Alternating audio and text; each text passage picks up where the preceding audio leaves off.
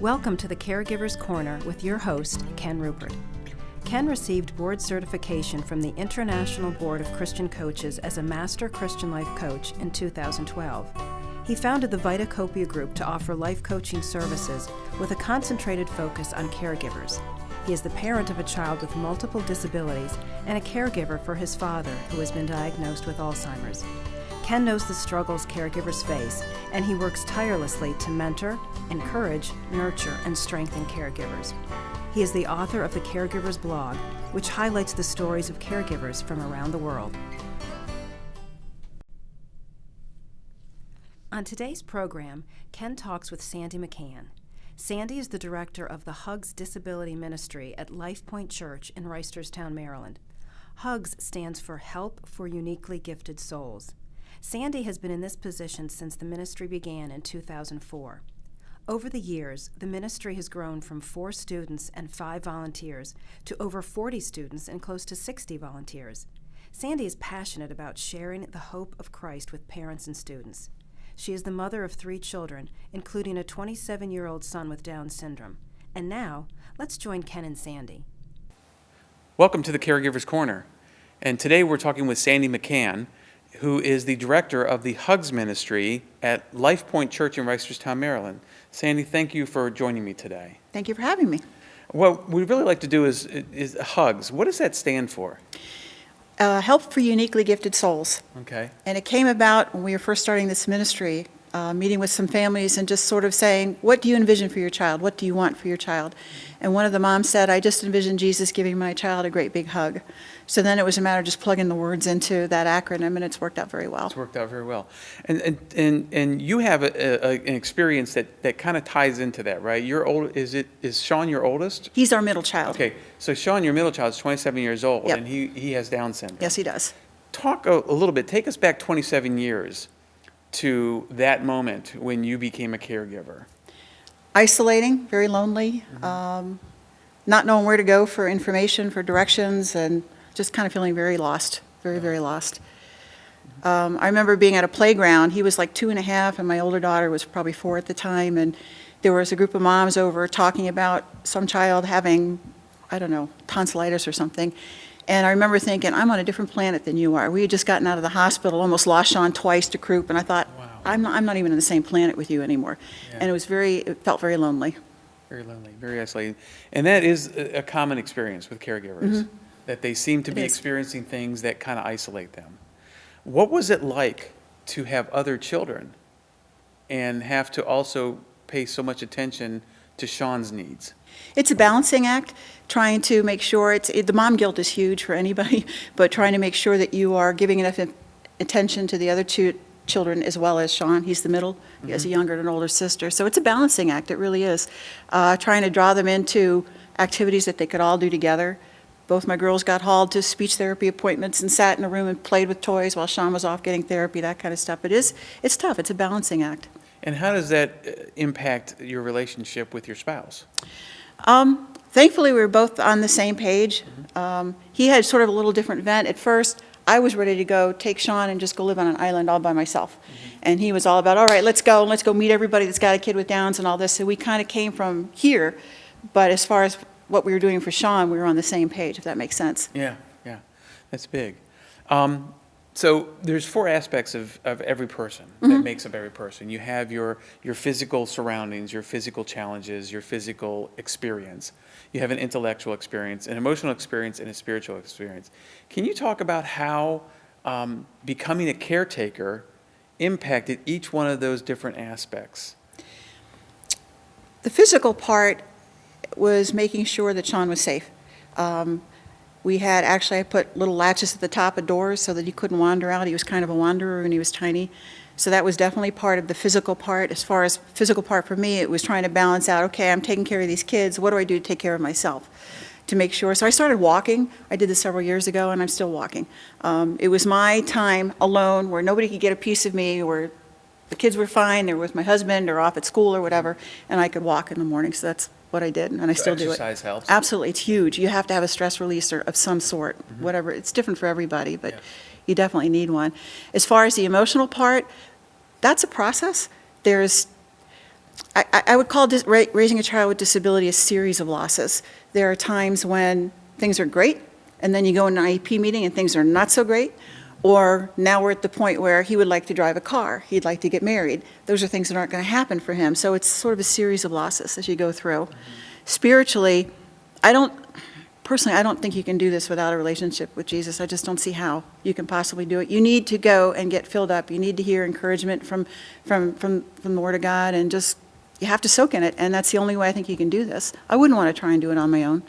So a previous guest on a previous show, we were talking about hope, and how those who may not have a relationship or some level of faith, they lack that hope. Yes, they do. And it's easy to disconnect. And do you think that hope is a key factor in that whole process of being able to do some things that you have to do, even though you may not feel like doing them at that time? Absolutely. You want the best for your child, for sure, and the hope plays in just huge component. So you're always hoping for something better. You're always hoping for what's going to come in the future, and you're always hoping for, how is God going to use this? How is he going to use this in my life, and how is he going to use Sean to impact other people that he meets? And it definitely has happened over and over. And that's where Hugs comes in, right? Because in 2004, I believe you told me that's when the ministry started. Yes. And you started with 4 families, was it? 4 students and 5 volunteers. Okay, 4 students and 5 volunteers. So walk us through the growth of the ministry in those early years. Well, it actually started, there was another mom and myself who both had children with special needs, and we were actually asked to run a VBS for LifePoint. VBS being Vacation Bible School. Vacation Bible It's okay. School. And when we looked at the packages you can buy, there was nothing out there for kids with special needs. So that was sort of this first seed that God planted. It's like, okay, you need to do something you need to fix this right over here.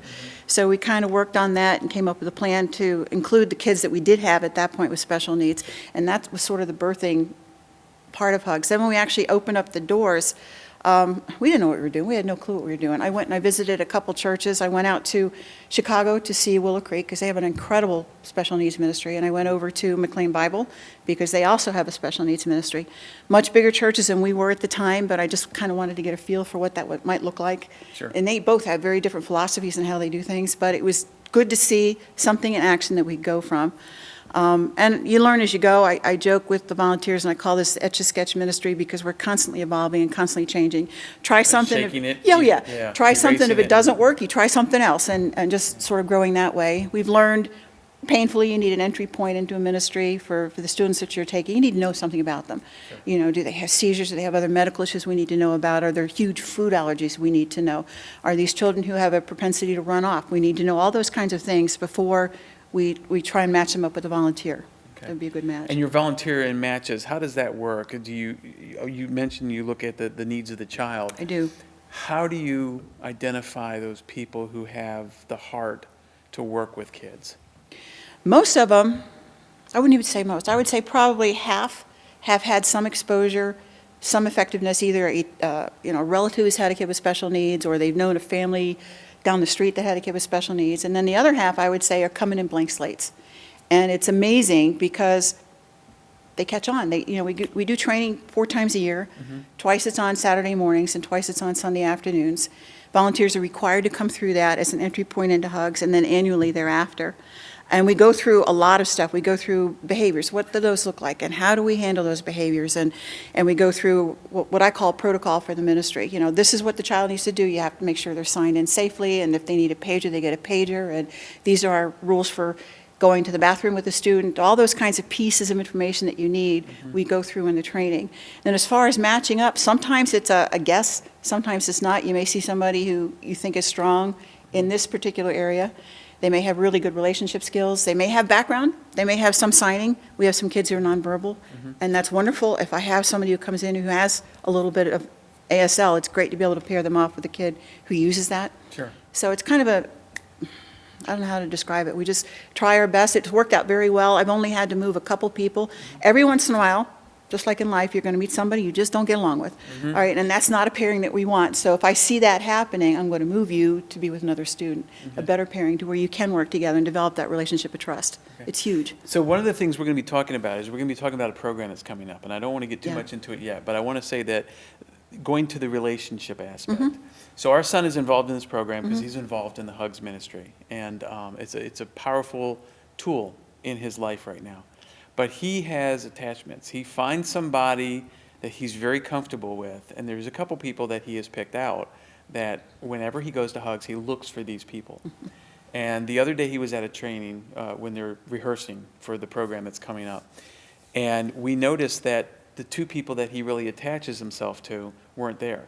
And we could tell his anxiety levels started to rise up. And so those are the kind of things, the consistency, I would assume, is huge for these kids. It is. So when you have somebody that has those types of anxiety issues, that they find an attachment to a certain person and that person's not there, kind of how is that managed on a, just kind of like you have to manage it on the fly, but how is that done? As much as possible, to your point, we try and match the student up once we see that relationship building, that's a consistent, I'm going to be here every Sunday to welcome you as you come into the ministry, because it does bring down their anxiety. Most of our students like routine. They like to know what's going on in the morning. They like to know who they're going to be with. All that's important to them. I think they map out their day that way. And I think it's really, having a high degree of structure is huge for these guys. When we can, we do it. When we can't, we do the best we can. Oftentimes we'll talk to the student ahead of time, hey, your buddy's not going to be here today. We're going to put you with somebody else. Is that okay? Just to kind of get them a little bit used to the idea that, okay, this is only for now. My friend that I'm used to being with is going to be back, but this is just for right now, and I can handle it for this amount of time. Most of the time, it helps. Just give them little presets and just say, even like last Sunday, we were doing the rehearsals that we were there, to tell them ahead of time, this is what we're going to be doing at 9:15. We're going to be going down to this room, and these are the things we're going to be working on down there. It kind of helps walk them through. Structure is very, very Huge. important, yes. It is very huge. Okay, so how, you mentioned McLean Bible Church and the program that they have. Yeah. What is that program called, and how has that influenced your ideas and how you structure the ministry at LifePoint? Their ministry for special needs is called Access. They started also with not a grand plan. They had 5 or 6 students when they started. Lon Solomon has a daughter with special needs, Jill. That's who the respite house is named after. And they started with no grand ideas other than to give the parents a place to put their child while they went to worship service. It has grown. It's huge. It's within the hundreds now. Every year now, for the past, I think 12 years or so, they run what's called the Accessibility Summit. It's April 17th and 18th this year. And it's a wonderful place to go, whether you are in disability ministry, whether you're a parent or professional, to go to this thing and hear from there's different breakouts for 3 different tracks, whether you're a family, professional, or ministry, different ideas on how to do special needs ministry, how to do it better, how to start a ministry if you haven't started one yet. The professional track will have things on dental hygiene for kids with special needs and just all sorts of things. And then there's a family component too. What does transitioning from elementary to middle to high school into adulthood look? There might be a breakout there on family planning. You know, what can I do? Do I leave money to my child? How do I do that? Well-meaning relatives want to do something. What does that look like that's not going to hurt him down the line? So there's a lot of different pieces that come together. They always have a keynote speaker who's always fabulous. This year it's Tom Schreiber, who heads up Special Olympics. And then they also have somebody with some level of special needs doing an entertainment piece of it. And I can't remember this young man's name, but he's 13.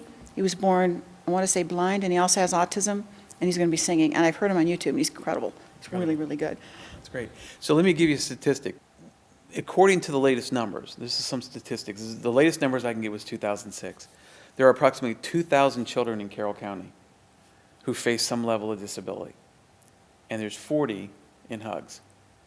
And I don't know that I could put a finger on other churches in the area that have a disability ministry.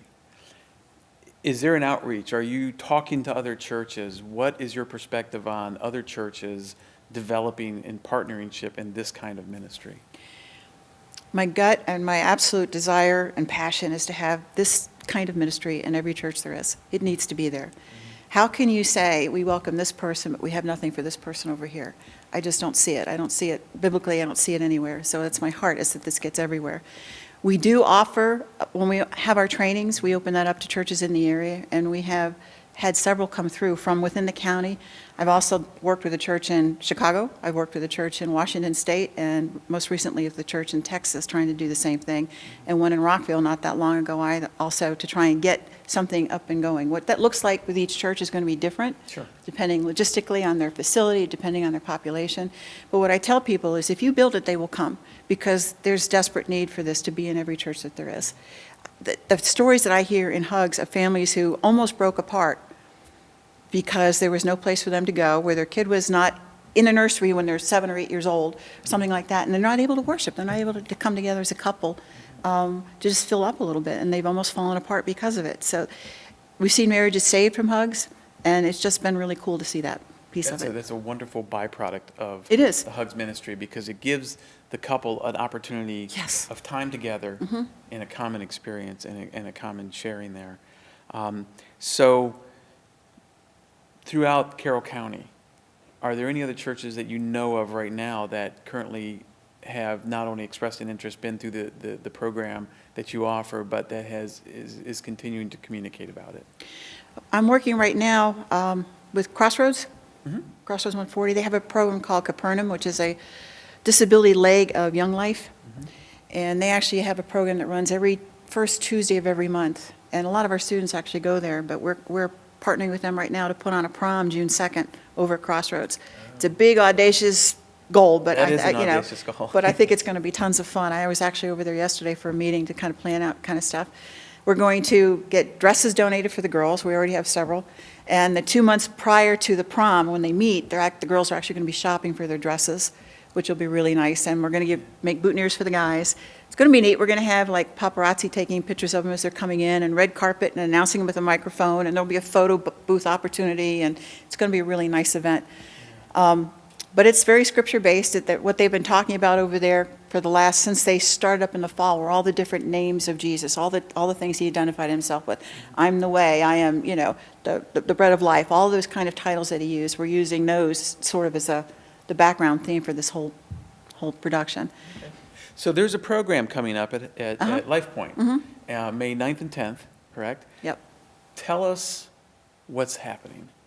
We are taking over all 4 services, both Saturday at 4:30 and 6:15, and Sunday at 9 and 10:45. And it's going to be a celebration of your uniqueness, how God gifted you, and how I'm gifted, and how all our students are gifted. Lots of different components coming to it. There's going to be fun stuff. There's going to be a story that's read that's very poignant. There's going to be pictures. There's going to be just a lot of surprises that I don't want to divulge now. Yes. But I just think it's going to be just an incredible weekend where God gets glory, and we just have a ton of fun up there.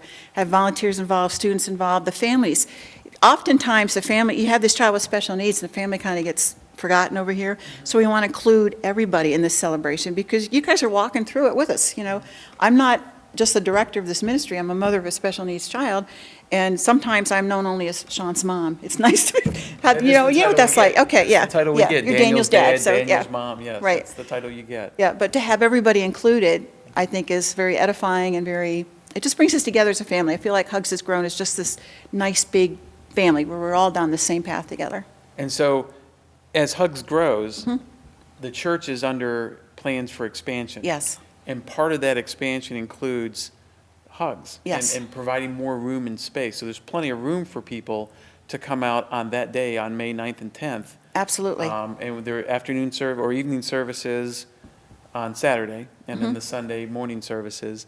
But they get a little bit, talk about the expansion. How is that going to impact your ability to continue the ministry in a way that is growing and vibrant? We'll be able to take more students for sure.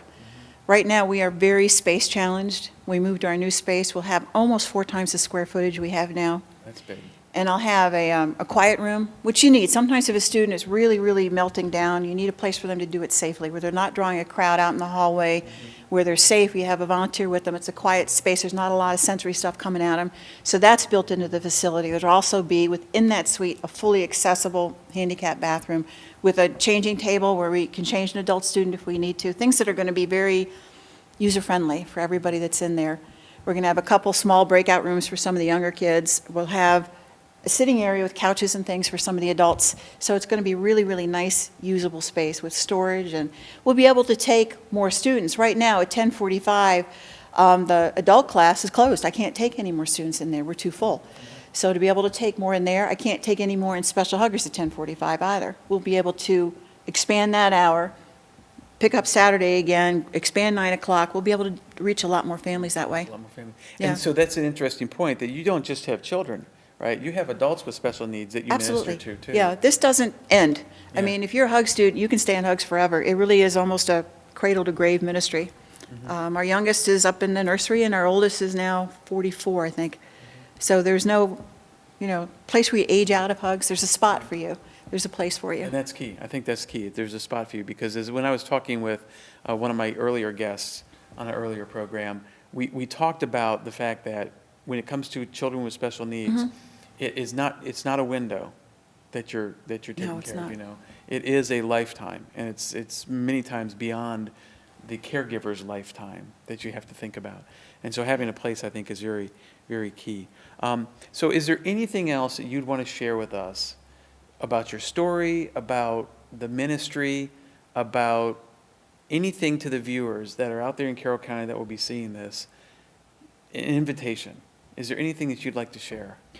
If you're a parent of a child with special needs, depending where you are on there, it'll be okay. I can say that it will be okay. As you go down the line, it will be okay. It doesn't seem it right now if you're just starting down this journey. It will be okay. Sean's 27. He's happy. He has a girlfriend. He's got a job. He goes to an adult program. It's going to be okay. So it's hard to, when he was little, it was hard for me to look out to the future. I could look maybe a step ahead, not any further than that. It would almost be paralyzing to see down the road what that might look for him. But I would say it would be okay. As far as hugs, come check us out. We have a lot of fun activities during the year that are open. We have, we're doing Easter egg hunt in a couple weeks. We've got a movie night coming up in May. We have a summer social in the summertime. It's a big pool party and cookout. And we have a family fun day, which is like a outdoor carnival. Usually in June. We're moving it to September 20th this year because of the construction and not knowing where that's going to be. And it'll be outside behind the building. So there's a lot of opportunities. Sometimes people have had a bad church experience, particularly if you've had a kid with special needs. You're very gun shy. You've been turned away, or they didn't have the program you needed, or whatever. So oftentimes these other outlets are a way for you to come in and stick your toe in hugs and see what we're about before jumping in, and make sure you're comfortable. And for those who are unchurched, Life Point isn't a church where you have to fit a mold. You don't have to fit a mold. There's no membership, particularly. We have people from all kinds of faith backgrounds that have come and found a home there. And a it good really place is to be. about, for our hearts, it's really about the kids, right? Absolutely. It gives them a place where they can express their value and every one of them is valuable. Every one of them has a high degree of value. And even when the situation is not easy to manage, it's easier to manage when you have faith and when you have others around you that know what you're going through. Right. They're walking the journey with you, and that makes a huge difference. Yeah. If we were meeting, I could say, you know what happened to Sean this week? You're not going to believe it, and you would understand it because you're a parent of somebody with special needs. So there is that back and forth and that openness of communication and sharing stories, and I think it's healthy. I think it's helpful to each other to be able to do that, to provide that environment. The teaching that goes on in the classrooms is intentional. It's not just babysitting. I don't want anybody to think that. It's intentional. We're teaching about Jesus at the level these kids can grab hold of. That's what we do. Yeah. And there is one other part that I think that's important. Although it didn't work out for our son Daniel because he has when there's too much chaos, he has to go to that room where it's calmer. Right. But you actually try to integrate some of the kids into the other ministries for teens and stuff like that. Talk a little bit about how that came about and what that looks like. We try as much as possible, if the student wants to try and be included, if parents want that, to include them in their peer ministry, whatever that looks like. It's worked out for the most part. It's generally a buddy that goes with a student. Very often, where we find our students having difficulty is transitions. They're in the midst of doing something they're really excited about, and all of a sudden, okay, we're going over here. That doesn't go well. The kid needs that structure. That doesn't go well. But putting a buddy with him, that buddy can tell him ahead of time, hey, in 2 minutes, this is coming up. We're going to go from worship to small group time, or we're going to go from small group time to whatever else the activity is. And sometimes giving them those presets is enough for them to be in there enjoying it and be successful and move from thing to thing. For some of our older students, it's a matter of sometimes almost re-explaining what's being taught at a point where they can understand it. It may be a little bit too abstract, taking whatever the concept is that's abstract and breaking it down so it's more concrete to the student. And they have music in there, and Yeah. they have they play a game or something. So it's a really inclusive environment It that is. helps the kids kind It of is. connect with peers. Right. And some of these kids, Monday through Friday, go to school with each Exactly. other. They see each other outside of so hugs. it's like building those relationships. Those are going to be their future employers. That's the way I look at it. The more this we can do, the more we can include our students in these other venues, the better chance they're going to have when they're out of school and adulthood into getting jobs. And these guys say, oh yeah, I remember Sean. He worked, he was in church with me and I remember him. Sure, he can come work for me. I think it's really key. That's a really interesting long-term prospect, is that you're creating relationships now that are going to be multiplied in the future. Yes. That's a wonderful part of it. Well, Sandy, thank you so much for coming and speaking with us today. This is I think it's a very important aspect. We do have the physical, intellectual, emotional, and spiritual aspects of life, and this is one of those components that I think needs to be out there. I So agree. thank you so much for coming and spending your time with us, and we look forward to May 9th and 10th. Can you tell us the times again of the services? 4:30 and 6:15 on the 9th, and then 9 o'clock and 10:45 on the 10th. It's Mother's Day weekend. It's Mother's Day weekend. Yeah, What very a great- appropriate. There's a story I got to tell you, but we'll talk about that later. Okay, all right.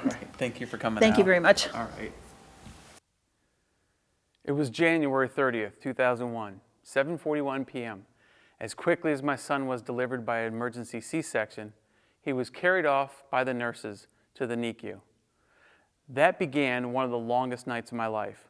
After several hours, my wife began to wonder why they had not brought our newborn baby to the room. We would soon learn that our son's blood sugars were dangerously low and he was very weak. In an instant, we were caregivers, no experience required. Our son Daniel spent 17 days in the NICU before he was united with us at home. And that is when the questions began. My wife and I never denied that something was wrong. The problem was we did not have any answers for all of our questions. It would be 4 years before we would learn that he had a rare genetic condition, as well as being a carrier of a blood disorder which compromised his development in utero.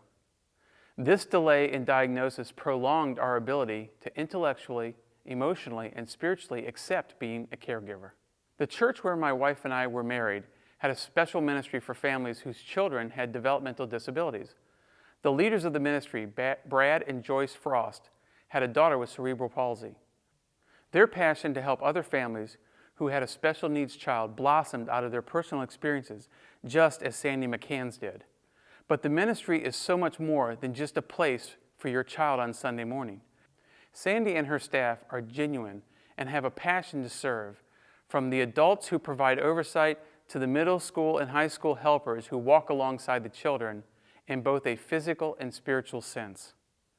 Every caregiver can relate to the difficulties of managing life and providing care for their loved one. Stress is always at an elevated level, and rest is often in short supply. Weariness waits at the door, peering in the window, looking for the most inopportune time to interrupt the caregiver's life. However, on Saturday and Sunday, Sandy and her team are ready to engage with the children and provide a loving environment in which the children can learn about faith, hope, and love. Caregiving is a never-ending experience. The monotony can cause the caregiver to feel beaten down and isolated and ready to give in. Rest is scarce and often comes in irregular intervals. But for some, even those moments are few and far between. That is why a ministry such as Hugs is so important. It allows caregivers the time necessary to re-energize their spiritual batteries. And although some caregivers would not acknowledge it, the work they are doing is deeply spiritual in nature. The willingness to set aside their personal desires to meet the needs of another person is, by definition, a spiritual attitude. And when that attitude is displayed by teenagers and adults alike, there is a reflection of God's character in their actions. It may not seem like an hour on Sunday makes much of a difference, but it does. It helps the caregiver not feel so alone in his or her experience. It shows that someone else cares enough to make a difference in your child's development. And it reassures the caregiver that even in a fallen world, God is at work in the lives of His people, providing for your child's every need. And that is something to think about.